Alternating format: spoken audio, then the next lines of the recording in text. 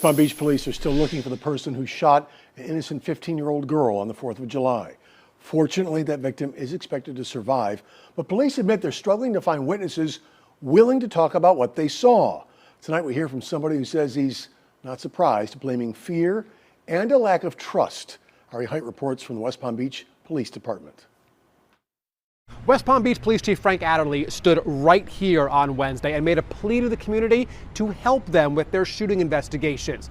Now, we've spoken to a community leader who says he understands why so many people have said no. A 15-year-old girl shot near Tamarind Avenue in West Palm Beach on July 4th. An innocent victim. Police say the shooters were aiming for someone else. Now, investigators are frustrated. They know at least 10 people saw what happened, but not one will talk to them. We don't have somebody that says enough is enough. We need a witness to come in. Ricky Aiken, though, says he understands why so many people are reluctant to step forward. Talking to a cop to many of these residents is almost like talking to a rival gang member. That's how it's perceived.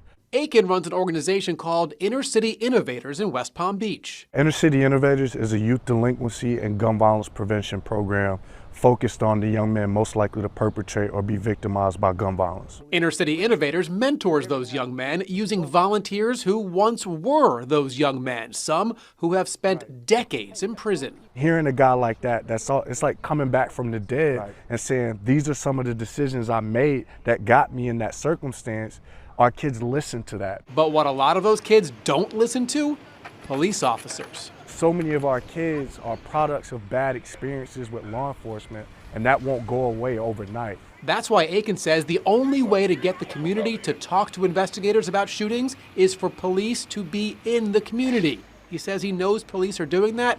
They just need to do it for a lot longer. I think community policing is where it's at, you know, when you're seeing the same cop every day that's walking the streets of your community, there's a natural trust that's built. And Aiken says another reason people don't come forward with information, they're afraid of retaliation from the shooters if they talk to police. He says he would advise anybody with information about any unsolved crime in West Palm Beach to talk to police and do it anonymously if that makes you feel safer. In West Palm Beach, Ari Height, WPBF 25 News.